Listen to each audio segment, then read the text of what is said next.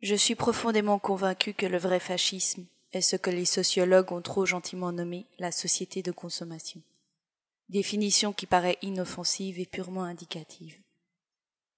Si l'on observe bien la réalité, et surtout si l'on sait lire dans les objets, le paysage, l'urbanisme, et surtout les hommes, on voit que les résultats de cette insouciante société de consommation sont eux-mêmes les résultats d'une dictature, d'un fascisme pur et simple.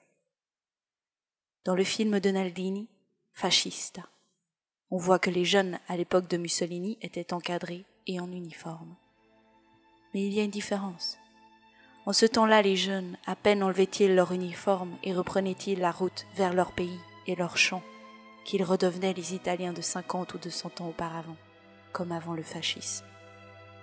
Le fascisme avait fait d'eux des guignols, des serviteurs, peut-être en partie convaincus, mais il ne les avait pas vraiment atteints dans le fond de l'âme, dans leur façon d'être.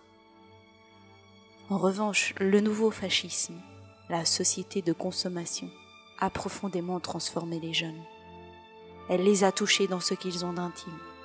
Elle leur a donné d'autres sentiments, d'autres façons de penser, de vivre, d'autres modèles culturels.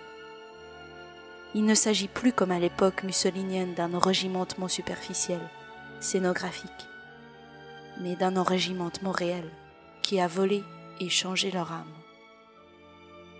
Ce qui signifie en définitive que cette civilisation de consommation est une civilisation dictatoriale. En somme, si le mot de fascisme signifie violence du pouvoir, la société de consommation a bien réalisé le fascisme.